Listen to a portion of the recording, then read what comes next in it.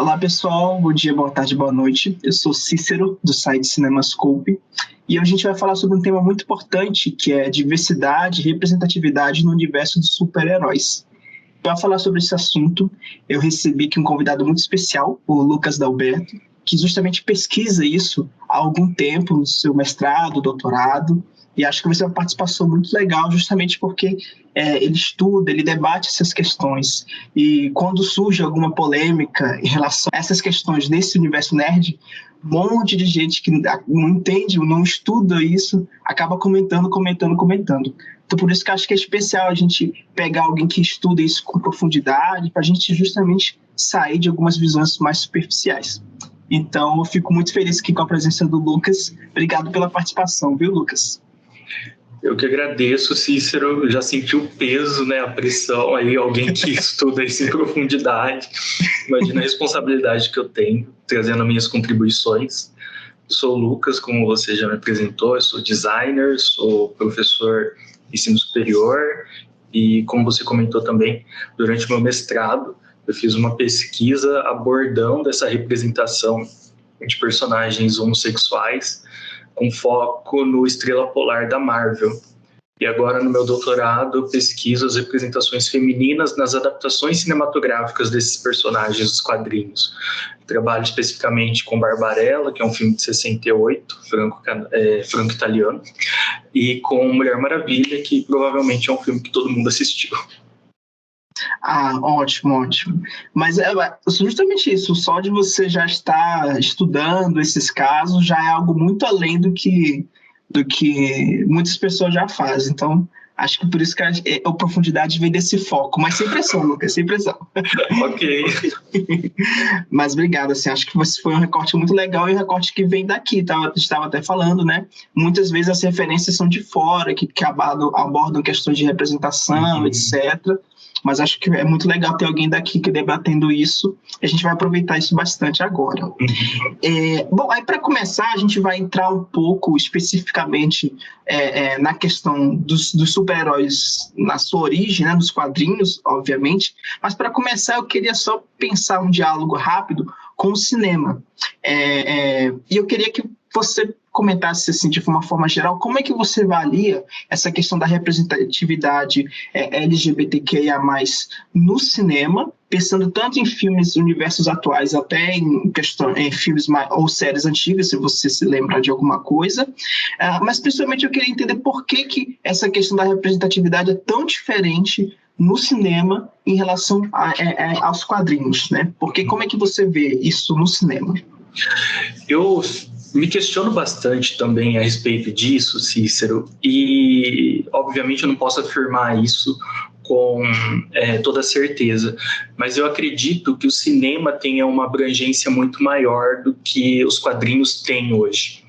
E principalmente esse cinema que eu estudo, que é um cinema blockbuster, cinema mainstream, que é produzido a partir de uma lógica mercadológica, ou seja, ele é produzido para ser consumido, para gerar lucro. Então, eu acredito que exista um cuidado muito grande para que essas abordagens, esses discursos apresentados em tela, não sejam um impedimento para o consumo, né? Que não haja esse problema em relação ao consumo. Que em relação à indústria de quadrinhos, apesar de acreditar que ainda hoje é uma indústria extremamente conservadora, eu acredito que tenha uma abertura maior, nós tenhamos aí um público mais diversificado do que nós temos no cinema. E algo que eu acho que é bastante importante também é a forma como essa indústria dos quadrinhos, que também é produzida a partir dessa lógica mercadológica, entende o seu público. Então, eu acho que isso é algo que todo mundo já deve ter ouvido ou já deve ter comentado também. Quando a gente assiste algum filme e fala, nossa, eles acham que nós somos burros para não entender isso. Então, a indústria hollywoodiana, né, principalmente, ela tende a entender o seu público a partir de uma série de limitações. E isso porque esses filmes, esses produtos, precisam atingir maior quantidade de público possível. né? Enquanto que nos quadrinhos, ainda que nós tenhamos os mesmos personagens, nós temos isso um pouco mais nichado. Então é possível você obter esse retorno financeiro alcançando esse nicho de uma outra forma que o cinema, né, mais geral assim, não conseguiria. Ótimo. Isso é muito claro, né? Porque você já tem universos consolidados, principalmente o da Marvel, tem o da DC que está aí, né, se encaminhando, buscando se consolidar, mas você tem 2 universos e mesmo nesses 2 universos não há ainda uma abordagem mais direta sobre esse tipo de relação, enquanto a relação heterossexual é completamente dada desde sempre, né? Completamente aberta desde sempre. E o que eu imagino, que eu entendo, aliás, é que nós temos essas pílulas, né, de não normatividade, que seria uma forma de você atingir um público mais ávido por uma certa diversidade no cinema, mas isso fica tudo no campo do subentendido. Ao menos a maioria. Nós temos a Capitã Marvel, por exemplo, né, que quando o filme estreou, questionava-se a respeito da sexualidade da personagem, a relação que ela tinha com a Maria Rambeau, mas isso nada era explícito, né? Ficou ali no campo do subentendido. Talvez seja, talvez não. E ao passo que temos outros personagens que trabalham essa questão também, que é o caso de Mulher Maravilha, a Arlequina no filme solo, entre aspas, né, o Aves de Rapina, que isso é abordado, o Deadpool também, todos possuem uma sexualidade um pouco desviante, né, daquela matriz heterossexual, e isso é pincelado nas histórias, nas narrativas, porém, com exceção de Mulher Maravilha, por exemplo, tudo isso é tratado a partir da comicidade, né? Como se fosse uma grande piada. A Arlequina é doida, então tudo bem ela ser bissexual ou pansexual.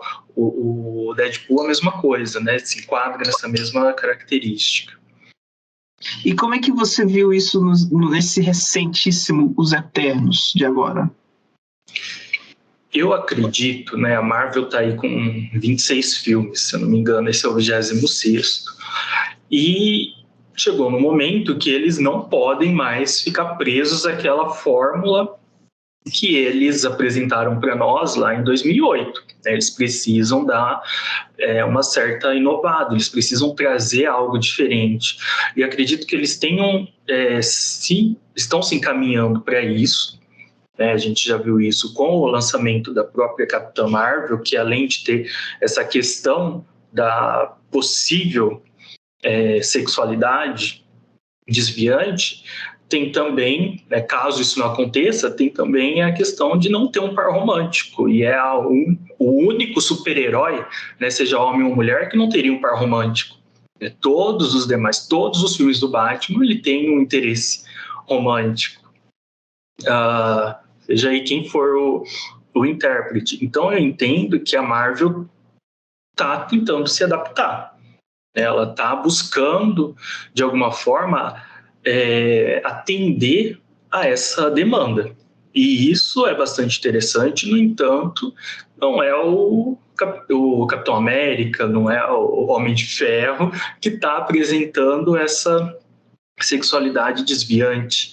É um outro personagem que ninguém nunca ouviu falar, né? E por mais interessante que isso seja, né, por mais que tenha essa importância para a representatividade, nós ainda estamos falando de um personagem lado B, né, que ninguém sabe se vai voltar, se não vai, se vai ter realmente um peso ali dentro do universo cinematográfico e assim por diante.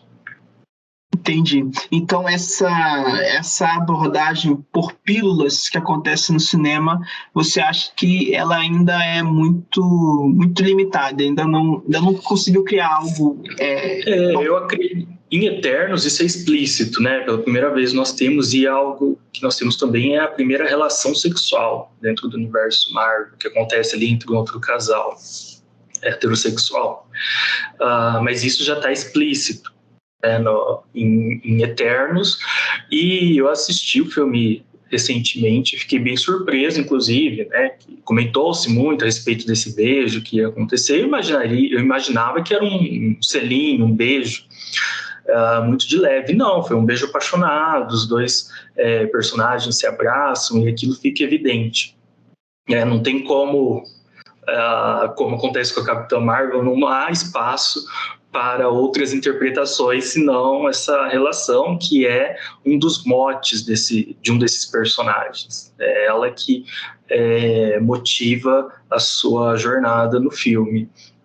E, como eu disse, né, imagino que a Marvel esteja aí se encaminhando para atender essas demandas que o público vem demonstrando.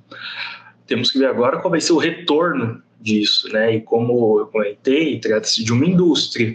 E o retorno que a Marvel espera, obviamente, é o lucro. Se houver uma rejeição que afete a arrecadação, que signifique uma perda de lucro, provavelmente nós teremos a Marvel voltando para um discurso um pouco mais conservador. Entendi. Não, ótimo. Super. Tomara que o retorno, haja algum retorno positivo posteriormente.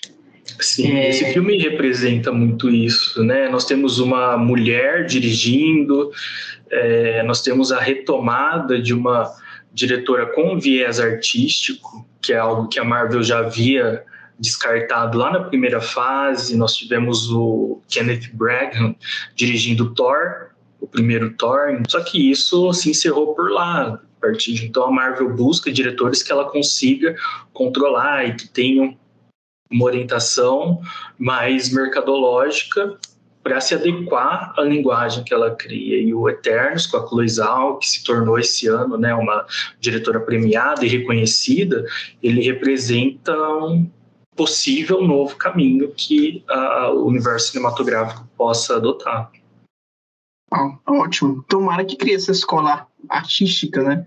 Não Sim. Fique só no super blockbuster. Mas ótimo. Só uma curiosidade, você já viu The Old Guard? Já. Vi sim, logo que ele estreou na Netflix. Eu fico você falando sobre essa questão, né, de como tudo fica meio subentendido. Eu não sei como é que é o universo original, mas acho que o filme ele tem essas duas abordagens. Tem na minha visão, aí você pode concordar ou discordar, mas eu penso que você tem essa abordagem direta do casal, dos dois imortais, do casal feito pelos dois imortais, que eles são de fato apaixonados e românticos incuráveis, e são personagens super legais. Mas eu fico pensando muito na relação da Charlize Theron com a sua antiga parceira. Porque essa relação entre as duas pode ser lida tanto como uma parceria, uma fraternidade entre duas grandes parceiras, ou pode ser lido como uma relação de amor, de paixão mesmo. O filme, quando ele pensava que ele ia chegar, né, nessa abordagem mais direta, ele não chega, né? Então, eu fico pensando muito até que ponto o filme ele não poderia ter ido um pouco além se esse fosse o foco do filme e se isso vai acontecer posteriormente. Como que você vê esses pontos no The Old Guard? Olha, por ser, né, um filme que tem esse viés bastante mercadológico, o Old Guard não foi produzido, né, pela Netflix. Se não me engano, ele foi adquirido para ser distribuído nas plataformas. E eu acho que ele tem um fator ali bastante importante, que é a Charlize Theron, que se tornou a grande heroína de ação da nossa era. Diferente de, por exemplo, a Gal Gadot, que se imortaliza aí para o nosso cinema contemporâneo como Mulher Maravilha, a Charlize Theron tem apresentado uma diversidade de personagens que vão sendo absorvidos pelo nosso imaginário popular aí. Então nós temos a Furiosa, que tem aquela estética, né, aquela visualidade que é muito marcante, e é uma personagem maravilhosa num filme incrível. Nós temos a no Atomic Blonde, o Atômica, que é uma personagem que também brinca com essa questão da sexualidade, né? No mínimo, ela é uma personagem bissexual, e agora no Old Guard também. E eu falo isso, né? Ele não foi produzido pela Netflix, porque a Netflix produz os filmes a partir do algoritmo, né? Então, é possível mapear os interesses do seu público e, assim, desenvolver esses filmes, esses produtos direcionados para aquilo que as pessoas almejam, ou ao menos o que o algoritmo entende que as pessoas almejam assistir. E, nesse sentido, nós temos as produções próprias da Netflix que apresentam, de certa forma, uma diversidade, tanto étnica quanto sexual também. E o Old Guard, eu acredito que ele se enquadraria aí. No entanto, a gente está nessa pincelada, né? A personagem principal, que é a grande estrela e que é uma atriz que chama o público, que é reconhecida, ela talvez seja bissexual, ou lésbica, ou não heterossexual. Enquanto nós temos isso explícito com aquele casal de atores que não fazem parte do nosso repertório. Ótimo, é muito legal, talvez a gente até reconheça um rosto ou outro de alguns filmes, mas eles não fazem parte do nosso imaginário, né? E a Charlize faz. E isso é uma visão um pouco dicotômica, né? Que eu estou tentando construir, porque por que isso não está explícito, então? Porque isso ainda está no campo da possibilidade, né, da insinuação. E é interessante, eu não cheguei a ler o material original, mas eu acredito que isso seja algo já trabalhado nos quadrinhos, né, que é uma adaptação, Old Guard. Eu acho que isso pode ser algo trabalhado já nos quadrinhos, mas eu também não tenho respostas para isso. Mas como boa parte do público, eu sou aquele que está esperando a continuação para que isso possa ser finalmente desenvolvido, ou que isso, né, saia aí do caminho. Não, com certeza. E, tipo assim, se isso acontecesse, no caso da Charlize Theron, justamente porque ela é a estrela, né, ela é uma grande estrela, o filme inteiro ele poderia ser lido de maneira muito diferente. Sim. A força alegórica, metafórica da exclusão daqueles personagens seria muito mais potente. Essa própria ideia de queimar, né? De queimar as bruxas, tudo isso remete a uma perseguição secular. E essa ideia da solidão, né? Como eles falam, quando um imortal se descobre imortal, como ele se sente sozinho. Se o filme fosse para esse caminho, se elas se beijassem, todo ele poderia ser lido de uma maneira bem mais além do que um filme legal de ação, sabe? Sim, e isso é algo que a gente consegue até associar com Frozen, né? Que quando o primeiro filme foi lançado, tinha toda aquela discussão a respeito da metáfora para Elsa ser uma mulher lésbica, e daí no segundo filme continua-se ainda nessa ideia da insinuação. A Disney não estava preparada para lidar explicitamente com essa possibilidade, mas ela também não exclui isso, né? A gente não tem um homem ali com interesse amoroso da Elsa, então ainda fica aberto essas possibilidades, né? Isso é interessante do cinema, mesmo no cinema mercadológico, aí, blockbuster, essas diferentes interpretações, não é algo que é dado, ele vai se formar, né? A narrativa se forma a partir do repertório, das subjetividades da audiência. Massa, Lucas. Um dia se chega lá. Um dia vai chegar lá. Mas então vamos voltar um pouco assim na origem de tudo isso, que é justamente o universo dos quadrinhos. E aí, para começar entrando nesse universo, eu até peguei aqui uma citação que você fez no artigo, porque por esta eu não esperava, Masculinidades Plurais na HQ X Factor. Um artigo muito, muito legal, super, super indico aí, que você escreveu junto com o José Carlos Marques. Aí você cita o Nildo Viana, né, que escreveu um livro sobre HQs, e você fala que, segundo ele, os super-heróis seriam conservadores, ainda que pudessem questionar a sociedade. A gente vai entrar nessa questão do questionamento daqui a pouco, mas antes eu queria entender como é que os super-heróis, a maneira como esse universo se consolidou historicamente no século XX, como que ele pode ser entendido como algo conservador?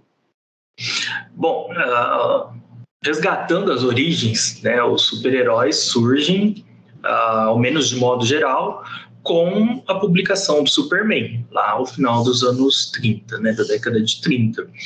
E nesse sentido, tanto o Superman quanto os super-heróis que o possuem, nesse momento, tinham como uma das funções ajudar essa sociedade americana que estava vivendo um pós-guerra, vivendo as consequências da queda da Bolsa na década anterior, e a forma como a sociedade vinha reagindo a tudo isso.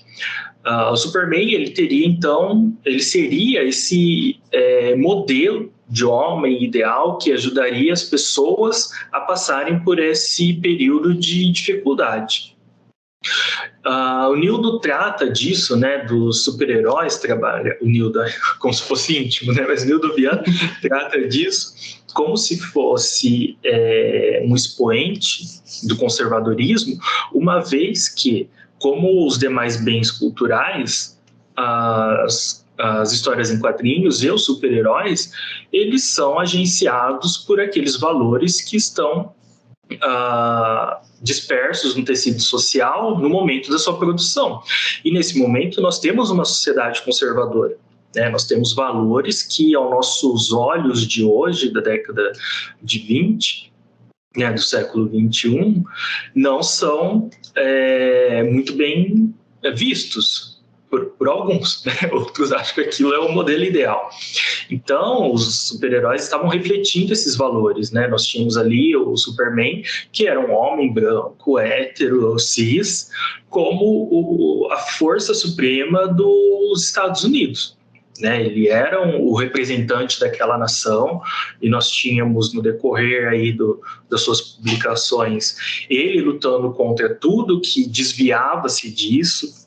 Então, nós tínhamos, obviamente, né, os nazistas com quem ele lutou, o próprio Hitler, que foi derrotado pelo Superman, em uma grande analogia, né, em relação à sociedade americana, à força bélica americana. No entanto, ele era esse modelo ideal do que seria o homem americano, que os jovens que estavam lendo, consumindo esse produto, gostariam de ser. Ótimo.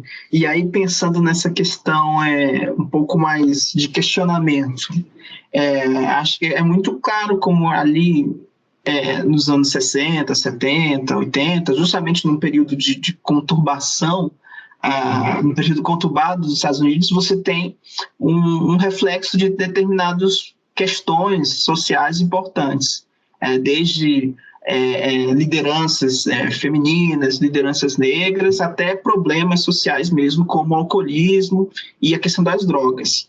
No entanto, a questão da homossexualidade, ela demora um pouco mais para ser abordada de maneira aberta, né, e não tão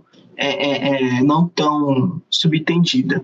Eu queria que você comentasse quando ocorreu essa abordagem de maneira um pouco mais direta sobre a homossexualidade e por que ela demorou tanto em relação a essas outras questões que eu comentei anteriormente. É importante, primeiro, a gente ressaltar que estamos conversando aqui, discutindo a respeito desses quadrinhos mainstream americanos, sim. Que é um mercado específico, que essas questões da sexualidade já estavam presentes em quadrinhos de outras localidades. Na França, por exemplo, a gente já tinha a Barbarella em 64, 65, que era uma mulher pansexual. Isso era tratado abertamente, óbvio que teve aí uns reflexos depois da forma como isso era consumido. Mas nos quadrinhos mainstream norte-americanos, e tendo como expoentes a DC e a Marvel, isso realmente levou bastante tempo.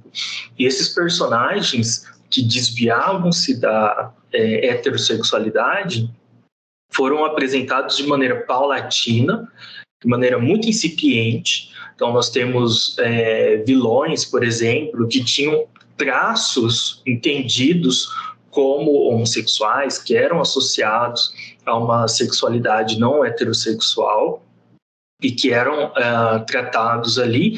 No entanto, esse protagonismo só veio anos depois com a criação do Estrela Polar, ali no início dos anos 80, final dos anos 70, e que ainda assim não foi um personagem que, apesar de ter sido concebido como um super-herói gay, não foi um personagem que teve isso abertamente tratado por conta de questões editoriais. E daí, novamente, temos um direcionamento mercadológico. Então, se o público estivesse possivelmente avesso a receber esse material, isso não seria publicado. E foi o que aconteceu. Nós tivemos um fator limitante também, que era o Comic Code. Foi um código de autorregulamentação que esteve em evidência, não, mas esteve em atividade durante décadas, desde os anos 50, isso por conta da publicação da Sedução do Inocente, aquele livro do Werther, que associava os quadrinhos, tanto de terror quanto de super-heróis, a comportamentos não muito aceitáveis de crianças e adolescentes. Por conta disso, a indústria passa a se regulamentar com uma série de diretrizes que deveriam ser respeitadas para que essas publicações recebessem um selo e esse selo indicasse aos pais responsáveis que era seguro esses jovens lerem aquele material. Então, durante muito tempo, nós tivemos esse Comic Code em alta. No entanto, com todas essas transformações sociais, como você disse, essas lideranças femininas que refletiam o que estava acontecendo na sociedade, as conquistas dos movimentos feministas, a busca por direitos, o movimento negro também tendo mais representatividade, o fim ao menos, né, assim, teoricamente, né, o fim da segregação étnico-racial nos Estados Unidos, tudo isso vai realmente para os quadrinhos como um reflexo do afrouxamento desse código, porém a sexualidade continua sendo um tabu. E isso porque na sociedade, ao menos é o que eu acredito, isso também era um tabu. E isso é até hoje, tanto que nós estamos vivenciando aí essa grande manifestação em relação ao Superman, o filho do Clark, por conta de uma declaração dele por ele ser bissexual, né? Então, 50 anos depois, os questionamentos são os mesmos ainda. E, como eu estava falando, isso se rompe a partir dessa apresentação do Estrela Polar, que é um super-herói, ele é um mutante da Marvel, faz parte de um título específico dos X-Men, que é o... Meu Deus, me fugiu. Tropa Alpha, que seriam os X-Men canadenses. E ele só vai sair do armário mesmo em 92, se não me engano. E ele surge quando? Se não me engano, a primeira edição é de 79. Mais de 10 anos no armário. Sim, 13 anos. E quando ele declara essa sua sexualidade, ele sofre uma represália e ele volta para o armário também. Fica edições sem aparecer, e quando ele volta a aparecer, não é mais abordado isso novamente, né? Só em 2011, 2010, 2011 é que realmente esse personagem vai surgir nos quadrinhos, daí como um personagem coadjuvante no título dos X-Men, em que essa sexualidade dele é abertamente tratada e vivenciada. Ótimo. Não, e você falando sobre essa questão das reações e como é que ainda hoje isso pode ser um tabu. Lendo o seu artigo, você traz comentários, citações de pessoas que comentaram, que viveram a reação à revelação da homossexualidade do Estrela Polar. falando que houve comentários mistos, né? Mas também houve comentários homofóbicos, cartas, que também foi um problema lá nos anos 90, tipo assim. E hoje a gente está em 2020 e ainda há uma reação negativa para uma questão básica como essa. E agora acho que ainda mais evidente, né? Porque as pessoas têm outros canais para se comunicar, para evidenciar isso, ao passo que na época essas reações ficavam muito restritas à seção de cartas, né, da revista, que daí aparecia 3 ou 4 cartinhas ali, mensagens de leitores. Não, esse eco é muito problemático. Mas aí você comentou essa questão do Estrela Polar. Eu queria ver com você também se a lei, aí pensando depois dele, né, até o século XXI, se você conhece personagens que não sejam somente gays, lésbicas ou bissexuais, se outros grupos LGBTQIA+, também já foram representados pontualmente ou não no universo desses quadrinhos mainstream. Se você tem alguma lembrança. Me vem à mente, né, rapidamente, o Deadpool, que é um personagem pansexual. Na verdade, quando ele foi apresentado assim pelo Gary Duggan, que foi um dos quadrinistas que trabalhou, ele se referia ao Deadpool como omnissexual, seria, né, todas essas possibilidades que a gente enquadraria então como o pansexual. Nós tivemos o Loki também, que em determinado momento tornou-se a Loki, uma representação feminina, uma leitura feminina, porque ele passa a ter um corpo feminino, entendido ao menos como feminino. E o que eu, ao menos, né, desse período em que eu estava estudando, pesquisando esses personagens, o que eu entendia é que esses personagens mais reconhecidos, né, que é o caso do Loki, do Deadpool, ou eles eram apresentados, né, como outras sexualidades em momentos específicos, né, que é o caso do Loki. Então, em algumas edições, ele foi a Loki, que é algo até que trabalhou-se aí na série do personagem, do Disney Plus.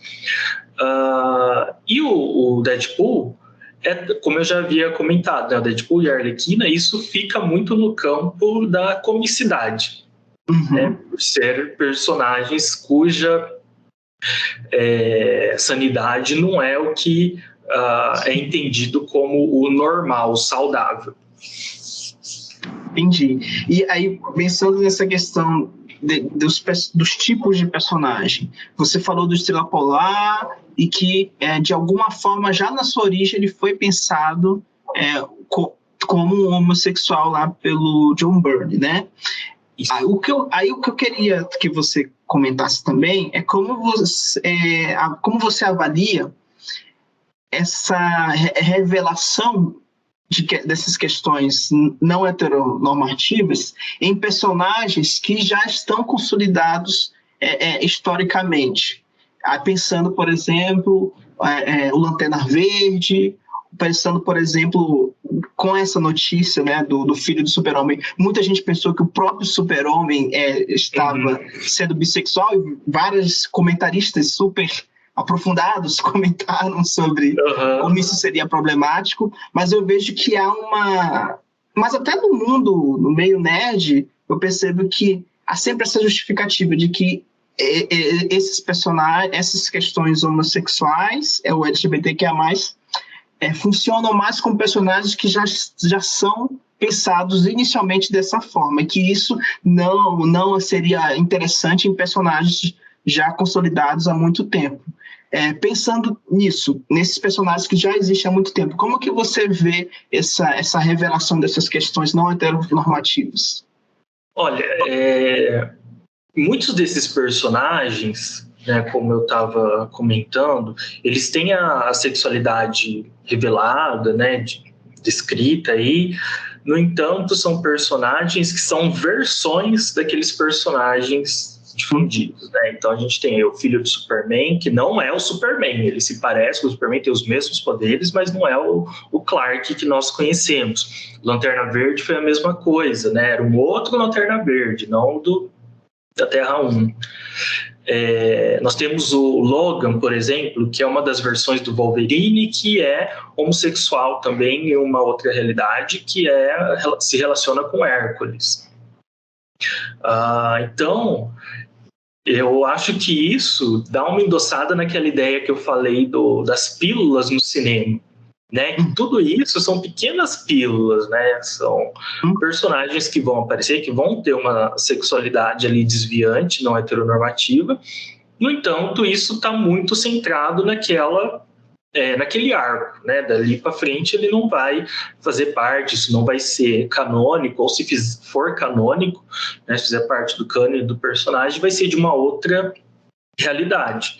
No entanto, eu acho que existem personagens muito interessantes que foram desenvolvidos já pensando nessa questão da sexualidade, e eles são mais recentes, que é o caso dos personagens dos Jovens Vingadores, né, o Wiccan e o Hulkling,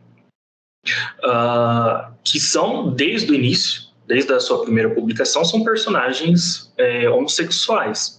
Mas você acha que pode ser interessante, ainda que isso não aconteça, mas você acha que pode ser interessante tentar mexer com essas questões em personagens canônicos, em universos predominantes? Porque tem gente que fala que isso não deveria acontecer, que deveria acontecer só com personagens novos que surgem. Personagens possuem muito tempo, né, de existência.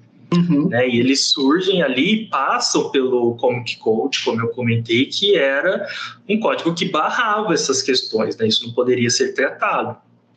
Então, nós resgatarmos essas histórias pode sim ser interessante, ao passo que também pode ser interessante nós termos novos personagens tratando a respeito disso, e isso tudo acaba sendo um reflexo da sociedade. Nós temos hoje uma geração de pessoas cuja sexualidade não se enquadra como heterossexual, de jovens, e que vivenciam isso na sua juventude, que é algo que as gerações mais antigas não poderiam sequer imaginar, né? Então, nós temos essa diferença, porque, como eu disse, os quadrinhos, assim como os demais bens culturais, eles são reflexos desses valores, né, que fazem com que as condições de produção sejam possíveis.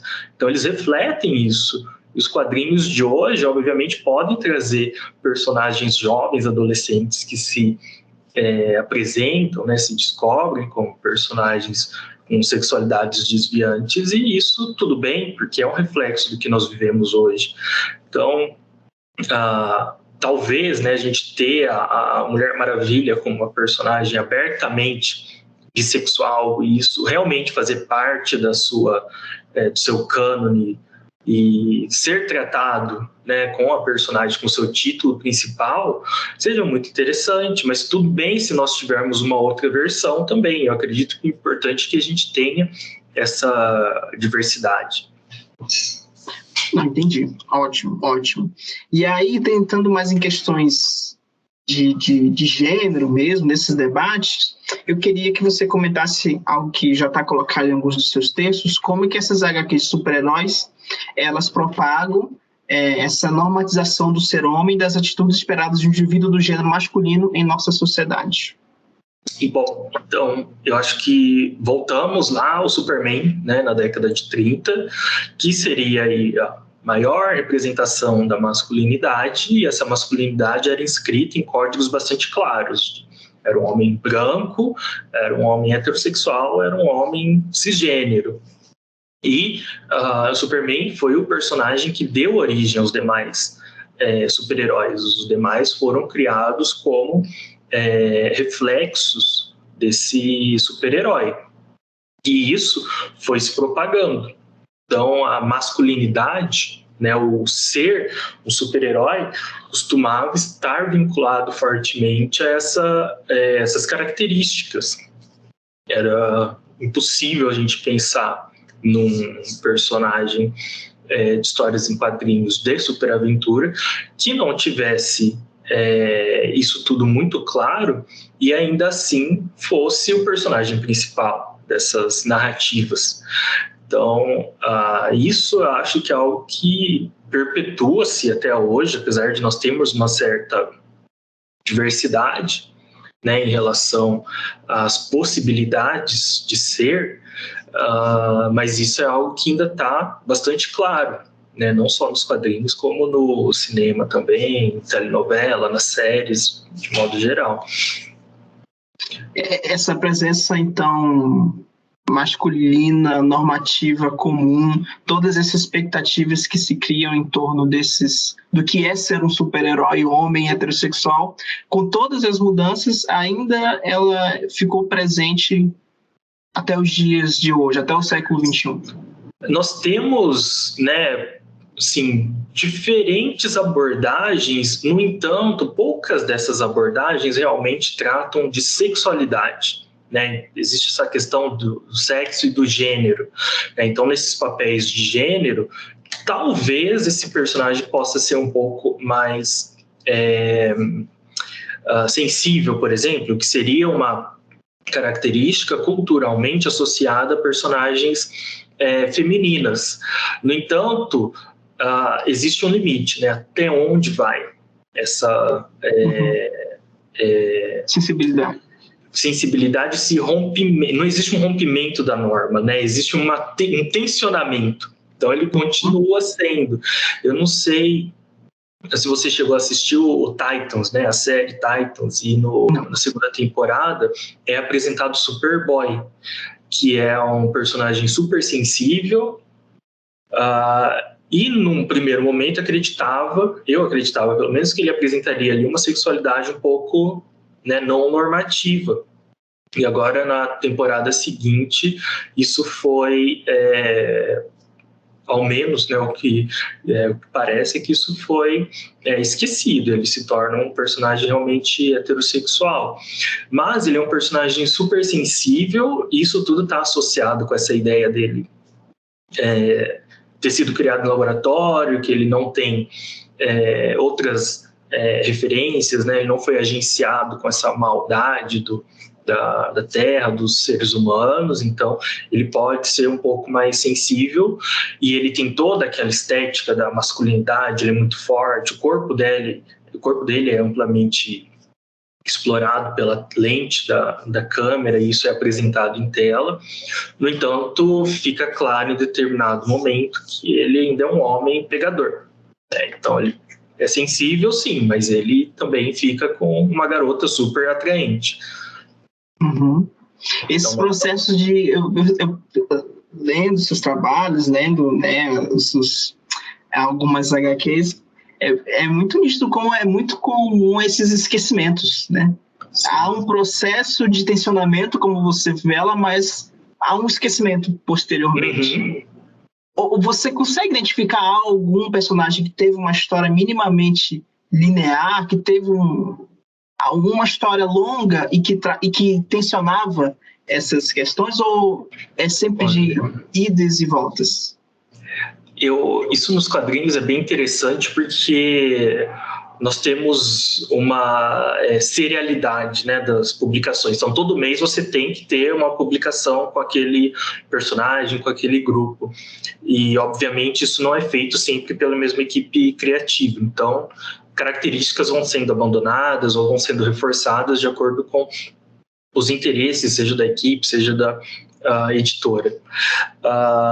Mas esses Jovens Vingadores que eu comentei são personagens que estão, né, o Wiccan hoje é o líder da equipe, se eu não me engano, e o Hulkling também. Eles, ainda que houvesse rompimentos, né, afastamento entre os dois, a sexualidade deles nunca deixou de ser evidente, e isso nunca foi também algo a ser esquecido. Os personagens podem até ficar desaparecidos um tempo, mas quando eles voltam, essa sexualidade continua latente. Diferente do Estrela Polar, por exemplo, né, em 2012, quando houve o casamento desse personagem, que foi o primeiro casamento homoafetivo as histórias e quadrinhos com personagens mainstream, ele aparece por mais algumas edições, umas 5 ou 6 edições, e depois ele desaparece.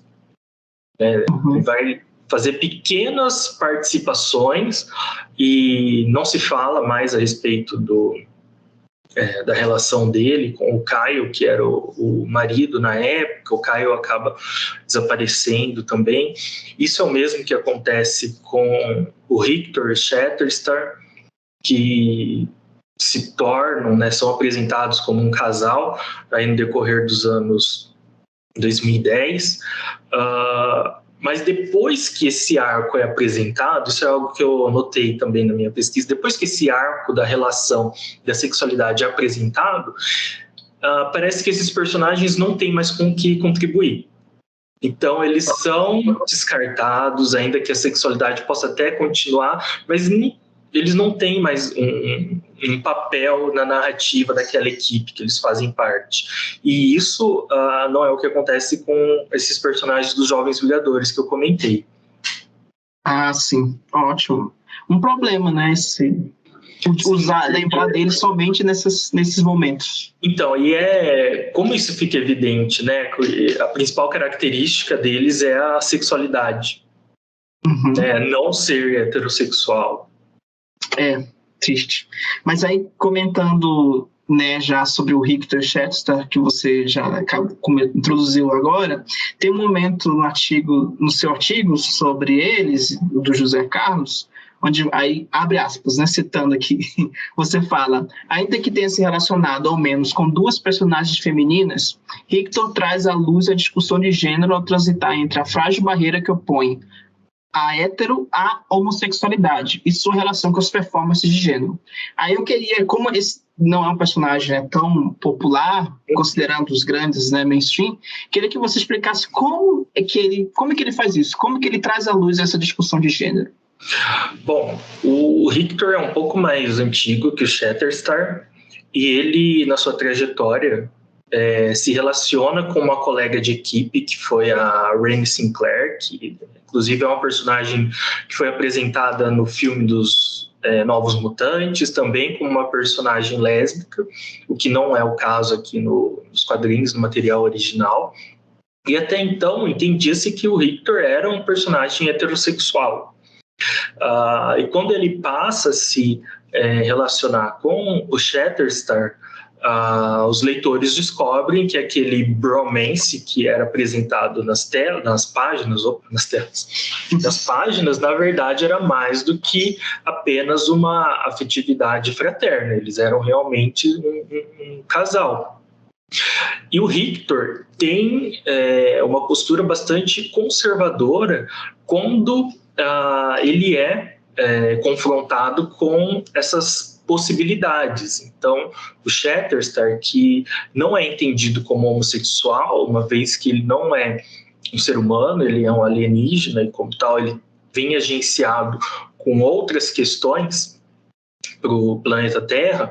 Para ele, a sexualidade é, na verdade, uma outra manifestação que não é restritiva como a nossa sexualidade a partir dos valores ocidentais. E o Rictor tem esse conflito, porque o Shatterstar quer experimentar, né? Quando ele descobre a sexualidade, ele quer que isso seja explorado, seja com o Rictor, seja com outros personagens. Isso gera cenas de ciúme, né? São situações até que cômicas nos quadrinhos, uma vez que ele tem esse agenciamento heteronormativo, né, que é algo que se questiona a respeito das sexualidades não heterossexuais, que é como se reproduz esses valores patriarcais e heterossexuais, da monogamia, do casamento entre 2 pessoas. Para o Shatterstar, isso é tudo muito mais fluido, né? Ele pode se relacionar com homens, pode se relacionar com mulheres, ele pode se relacionar com pessoas diferentes ao mesmo tempo, enquanto que para o Rictor essas questões são entendidas como traição, né? Que é uma herança dessa sociedade patriarcal em que o casamento monogâmico é o esperado, justamente por conta do patrimônio privado, né, da conservação do patrimônio, o risco de se ter os filhos bastardos, esse patrimônio se dissolver em outras mãos. Então, esse questionamento do Richter se dá nesse sentido, né, de apresentar uma sexualidade não heterossexual, mas ainda assim tão pautada em valores restritivos como a heterossexualidade. Entendi. Então, o Shatterstar, ele, por ser alienígena, ele não repetiria esses valores patriarcais, como, né, monogamia, que nem você falou, mas, ao mesmo tempo, o fato dele ter essas outras relações não significa uma perda de sentimento de amor pelo Richter. É somente uma outra forma. Isso, e tem um quadrinho, eu não vou saber agora a edição especificamente, mas ele comenta, né, eu posso ter outras experiências, mas você é a primeira pessoa para quem eu vou querer contar sobre elas. Então, nós entendemos, né, que ele tem essa percepção de uma relação afetiva de uma forma muito diferente, mais descolonizada, né, que o Richter teria. Ah, legal. Uma abordagem diferente mesmo. Uhum. Mas ótimo. E aí, outra questão que eu queria comentar, e você já trouxe assim em alguns momentos, é sobre essa influência desse contexto mercadológico, industrial, comercial, que obviamente existe no mundo dos quadrinhos, né? O pessoal ali quer ter lucro, obviamente, né? Primeiramente, possivelmente. Sem dúvida. É a primeira coisa. E aí, eu queria tentar entender como que essa relação pode ser prejudicial. Inclusive, muitas pessoas hoje em dia criticam essa presença dessa diversidade como algo puramente, como se fosse uma estratégia comercial, né? Sim. E que seria meramente isso. Eu queria tentar entender como é que você entende que essa influência mercadológica pode prejudicar a questão dessa representação, né, no mundo dos super-heróis mainstream. Olha, isso é um assunto bastante delicado, né, de nós tratarmos, mas eu entendo o seguinte, né, o mercado mainstream é aquele mercado que vai chegar para as pessoas de modo geral. As pessoas, é ótimo que a gente tenha os quadrinhos independentes, é ótimo que nós tenhamos quadrinhos que tenham um caráter literário, tenham sido premiados exatamente por isso, por fugirem dessa ótica mercadológica. No entanto, o que vai chegar na casa das pessoas, de modo geral, que a sociedade vai ter acesso, é o mainstream.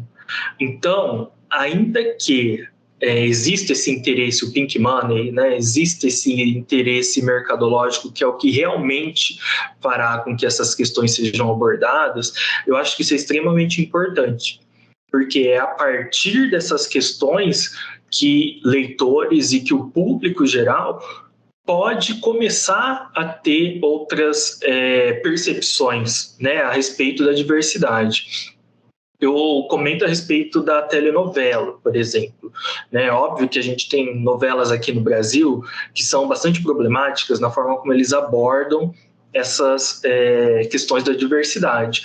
No entanto, nós temos pessoas que nunca ouviram falar, nunca tiveram acesso a determinados temas e que só tiveram essa oportunidade a partir de uma Glória Pérez, por exemplo, né, que foi o caso daquele personagem transexual que eu não me lembro agora o nome da novela, muito menos o nome do personagem, mas isso fez com que algumas pessoas fossem tocadas, mas principalmente levou essa questão a ser discutida por um grande público, não ficou restrita a nichos.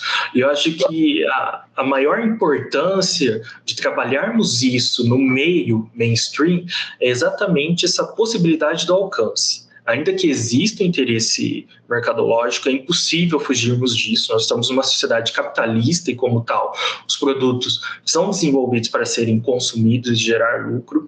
mas nós temos que pensar o que é que existe de interessante, quais são os discursos desses produtos. Nesse sentido, eu vejo como benéfico, obviamente, essa possibilidade da diversidade, mas eu acho que nós não podemos também ser ingênuos, achando que marcas e empresas que estão por trás disso só estão almejando o bem-estar, né, uma sociedade mais integrativa. Não, não é só isso. Tanto que elas demoraram para fazer isso, né? Como você mesmo disse, no passado elas não quiseram fazer isso. A gente pode pensar em algo que não é nem tão polêmico como, por exemplo, o protagonismo de uma personagem feminina nos filmes de super-heróis. Né, há 6 ou 7 anos atrás, o Kevin Feige deu uma declaração dizendo que nunca íamos ter um filme da Viúva Negra solo. Né? E depois de Mulher Maravilha ter estreado, ter feito sucesso, a grande bilheteria que teve, esse discurso foi totalmente apagado. Esqueceu-se que isso fazia parte de um imaginário da empresa. Entendi. Uma hora esses limites vão se quebrando, né? Mas você ia falar, né? O poder que nós temos, né, numa sociedade de consumo é o poder do consumo. É a partir dele que a gente consegue ditar o que deve e o que não deve ser feito.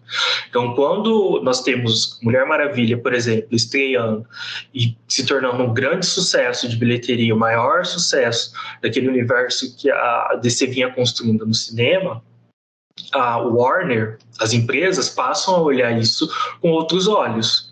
Ainda que os produtores, os diretores não concordem tanto com determinados discursos que eles estão apresentando ali, eles entendem que aquilo pode gerar um retorno financeiro. E olha só, né, quantas coisas legais que nós tivemos após o lançamento de Mulher Maravilha. A gente teve Pantera Negra, né, que é um filme super importante para a história do cinema. Ainda que seja um filme de super-herói, é um filme que marca um momento que até então era impossível para você pensar em pessoas de etnias que não fossem brancas. Né? A gente tem hoje o Shang-Chi, que é um reflexo disso também. Nós temos um monte de filmes agora surgindo, um monte não, né? Tem alguns filmes surgindo com mulheres protagonistas. A Marvel caminha para que todas as lideranças nos filmes dela sejam mulheres, né? Os homens todos estão desaparecendo. Então, eu acho que isso é muito importante, né? O poder que o consumo dá. E a gente tem que pensar o que a gente vai consumir, né? Enquanto consumidores, o que nós vamos consumir. Porque o consumo é o que vai rechaçar, né? Ou vai enfatizar determinados valores.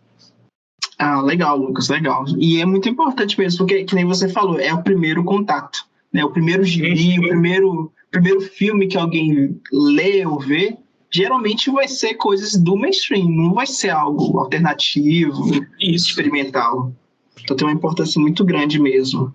Mas muito legal. Eu gostaria de ressaltar que eu não estou descartando, né, o underground, nada disso. Sim. Pelo contrário, né, vejo a importância, mas a gente não pode esquecer também que o mainstream é o que chega até as pessoas.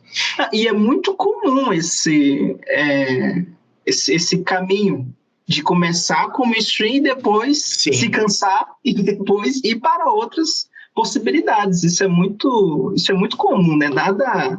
Não é nada raro, em qualquer mídia assim, cultural. Sim, né? E buscando outros olhares, que é o que o independente pode oferecer. Não, sem sombra de dúvida. E aí, continuando um pouco nessa linha de críticas, eu queria comentar um paradoxo que eu vejo bastante nesses debates e comentários, que muitas vezes se cria essa raiva, né, quando há esses momentos de revelações que fogem da heteronormatividade, tem todo um debate, toda uma raiva, como se fosse algo absurdo que estivesse acontecendo. E um dos argumentos que sempre vem à tona é que essas questões de desvios, de tensionamento, né, que nem o termo que você usou, elas seriam importantes somente se a história fosse boa. né? Só funciona se a história for boa. Porque o que nessa perspectiva, né, que não é a minha, mas nessa outra perspectiva, se critica muito um certo tom panfletário, que às vezes é mais enfatizado do que a qualidade da história, né? Isso é uma crítica que eu sempre vejo muito com muitas pessoas. Mas eu sempre fico na dúvida se essas pessoas estão de fato criticando histórias mais ou menos, ou se elas estão sendo preconceituosas reais e estão camuflando o seu preconceito com um argumento de histórias boas. Eu fico pensando nesse paradoxo quando acontece tipo isso que aconteceu com o Filho do Super-Homem. E aí você pode comentar esse paradoxo, se você quiser, mas a pergunta relacionada a isso que eu queria saber é se lendo essas histórias com personagens gays né, que foge da heteronormatividade, você encontrou mais histórias boas ou menos histórias boas? Olha, eu acho que você tem total razão, né? Existem abordagens que realmente deixam o público incomodado, né? E como essas abordagens estão vinculadas a essa diversidade social, étnica, sexual, quando nós damos protagonismo, aliás, para o que não costuma ser protagonista, o que é entendido como ou marginalizado ou secundário. Isso, né, tira aí dos eixos pessoas cujos valores foram colonizados, né, foram agenciados por essa construção da superioridade. E nesse sentido, eu realmente tenho minhas dúvidas se o problema é a qualidade da história. Né? Até porque quem costuma acompanhar quadrinhos sabe que a qualidade nem sempre está presente, né? Oscila muito e essa balança costuma pender para as histórias ruins, né? São poucos arcos, até porque, como eu comentei, são anos e anos de publicações mensais, às vezes até com uma frequência maior do que isso. Então, é muito difícil a gente manter essa qualidade. Agora com essa questão do Filho do Superman, né, eu estava pesquisando e ele vai ser publicado agora em novembro, se é que já não foi nesse momento da gravação. É amanhã. Amanhã, né? Uhum. Serão 92 títulos da DC publicados nesse mês. 92. E a gente não vê esse questionamento a respeito da qualidade de nenhum dos outros 91. Está se questionando exatamente a sexualidade aí do Filho do Superman. Então, eu acho que os dados aí já nos fazem refletir a respeito dessas questões. Eu li com ênfase essa trajetória do Estrela Polar, que foi o personagem que eu trabalhei no mestrado, e confesso que a maioria das histórias eram realmente muito fracas, eram arcos, né, pequenos arcos que eram mais interessantes, e daí nós temos também essa questão que vai influenciar no entretenimento causado pelo quadrinho, que é o contexto de produção. Então, lermos algo que foi produzido nos anos 60 para nós, enquanto público, hoje, é muito mais difícil, porque é um quadrinho mais verborrágico, tem textos imensos, e, obviamente, isso vai impactar em você achar aquilo mais interessante ou menos interessante. De modo geral, eu acredito que foram poucas assim, histórias que realmente me conquistaram, né? Que trouxeram aí, deixaram meu coração um pouquinho mais quente, justamente por isso. Não acho que tenha sido somente por conta da sexualidade. Eu acredito que as histórias mais recentes em que ele passa a integrar os X-Men são as histórias mais interessantes. As anteriores eu achava extremamente fracas, né? Um arco ou outro só tem um arco em que essa sexualidade dele havia sido apagada, e daí isso é tratado como uma metáfora. Ele vai uma missão no Canadá com a equipe do Tropa Alpha, que eu achei bastante interessante também, e justamente porque ela era muito metafórica, né? Então, não necessariamente a questão da sexualidade é o que me conquistava. E esse último arco dele com o Marjorie Liu, que escreveu o Casamento, também não achei tão interessante assim.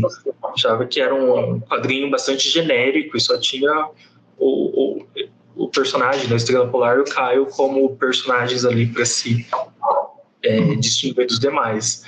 Mas não, eu acho que isso é geral, né? Os quadrinhos em geral, assim, não é uma especificidade desses personagens. Ainda mais que são, como você falou, né? Eles muitas vezes não são os grandes centros, né? Então, às vezes, não deve ter um foco, não sei se de um grande autor dentro desses personagens, apesar do John Byrne, né, ter começado. Sim, e eu acho que isso oscila muito, né? Foi o que eu falei. Oscila. Por conta da longevidade desses produtos, né, se você for ler um Superman, realmente vai ter momentos que são mais interessantes do que outros. A maioria dos momentos são péssimos, né? A gente continua lendo porque é fã mesmo, assim como qualquer outro produto, né? A novela tem aquele momento da barriga que ninguém aguenta mais, que não acontece nada. Cinema tem isso também, né? Então... é algo geral. Geral. Não, massa. E aí, eu não sei se você teria aí em mente, mas se tem alguma sugestão de histórias boas, dentre as poucas boas que você encontrou, algumas histórias legais que tenham esse tipo de abordagem que o público procurar. Olha, uma que eu gosto muito foi essa que gerou uma grande polêmica dos Jovens Vingadores, que é o Cruzada das Crianças, 2018, 2019, não me lembro agora, quando teve a Feira do Livro lá a Bienal do Livro, desculpa, Sim. Lá no Rio de Janeiro, né, e teve todas aquelas questões. Eu acho um ótimo arco esse graphic novel que estava sendo, né, o pivô aí dessa polêmica na Bienal. Ele já tem o arco fechado, então todas as edições, e eu acho uma história incrível. Existe a questão da sexualidade que está ali presente, mas não se restringe apenas a isso. A sexualidade é algo que ajuda a mover a história, né? E é uma história que vale muito a pena ser lida. Que bom, então, que bombou. Bombou. Então, né, a polêmica no fim acabou servindo para divulgar ainda mais aquele quadrinho. Não, mas interessante, vou procurar. Aí, duas perguntas paralelas, né? Em relação aos personagens LGBTQIA+, o que você acha que ainda falta ser feito nos quadrinhos? Nossa, essa é uma pergunta muito difícil de responder. Como eu disse, eu não venho acompanhando já com essa fidelidade que eu acompanhava algum tempo atrás, então eu não posso dizer o que já foi feito e o que não foi feito, mas eu acredito que o que falta ser feito é nós termos aí grandes protagonistas que fujam da norma da heteronormatividade.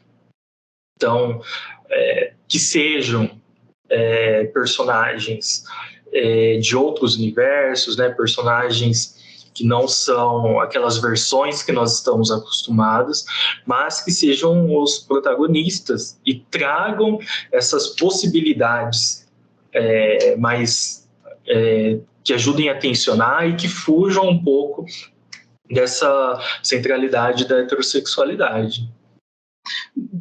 No cinema, seria a mesma coisa? Teria que... o que falta também é isso? Apesar de a necessidade ser muito maior, né, no cinema, mas você acha que o caminho também é esse? Eu acredito que sim, e como eu disse, eu acho que nós estamos caminhando, ainda que bastante lentamente, para esse momento. O Eternos já é um reflexo dessa demanda. Nós temos aí um personagem importante ali na história, ainda que isso seja muito centrado ainda na história, e acredito que possamos desenvolver isso com mais ênfase aí mais para frente, né? Em Mulher Maravilha nós temos personagens secundárias que claramente são homossexuais, nós temos as Amazonas lésbicas, e isso fica claro ali em algumas cenas, a própria Mulher Maravilha, que é bissexual, e comenta a respeito disso. Então, talvez nós estejamos caminhando para um momento em que o mercado esteja disposto a consumir, né? Que isso possa significar um retorno financeiro para os estúdios. Aí, eu acredito que isso realmente é o que aconteceria, né, a partir do consumo. Nós teríamos essa maior diversidade. E isso, infelizmente, a gente consegue apenas com passos muito estratégicos, né? É importante que a gente tenha essas pequenas pílulas para que a gente possa preparar o público, né? A gente consiga mais para frente ter um cinema, termos produções que sejam mais integrativas. Entendi. Então até essas pílulas têm a sua importância. Tem sua função, o importante é que elas sejam bem aceitas, né? Sejam digeridas. Que a partir do momento que elas passam a ter uma rejeição muito grande, isso obviamente vai refletir nos produtos seguintes. Entendi. Bom, para finalizar, agora um exercício de teoria futurologista, não, mas bem leve. É assim, qual história, qual personagem não heteronormativo você acha que daria um bom filme solo, assim, que seria bem legal de assistir, ainda que mais para frente? Nossa, um filme solo... Olha, eu não tenho certeza se seria um bom filme solo, porque muito depende-se dos produtores, né? Mas algo que eu gostaria de ver é essa relação da Arlequina e da Era Venenosa, que existe nos quadrinhos sendo transpostas para o cinema. E confio um pouco em Margot Robbie, que é produtora da Arlequina, né? Ela teve tanto sucesso que ela conseguiu chegar nesse posto, ela é produtora da Arlequina, então... imagino que ela conseguiria trazer bons nomes para trabalhar essa história, essa narrativa. Isso poderia ser desenvolvido de uma maneira satisfatória. Mas eu confesso que eu sou um grande fã de X-Men. Foi o meu primeiro contato aí com super-heróis, não foi Superman ou Batman, foram os X-Men dos quadrinhos. E eu adoraria ver o Estrela Polar dando as caras aí no cinema, né? Como, talvez não protagonista, mas uma parte integrada da equipe de mutantes. Vamos ver se quando o X-Men surgir, né, no universo, voltar, vamos torcer. Isso fará parte. Ótimo, então, Lucas, muito obrigado, assim, foi uma aula, assim, devo aprender muita coisa. Agradeço bastante sua ótima participação aí e o longo bate-papo. Eu que agradeço, Cícero. Foi um prazer imenso. Espero ter contribuído com a discussão, com o debate. Ótimo. Até a próxima, então. Até. Quer ter acesso a conteúdos mais aprofundados sobre cinema? Então conheça a plataforma de cursos do CinemaScope. Nela, você encontra aulas imersivas sobre cinema nacional e internacional, ministradas por professores multidisciplinares. Os cursos são 100% online e podem ser feitos de onde você estiver. Os alunos também recebem e-books exclusivos e certificados digitais, além de participar de grupos de debate sobre a sétima arte. Faça parte dessa jornada de conhecimento com a gente. O link para saber mais está na descrição.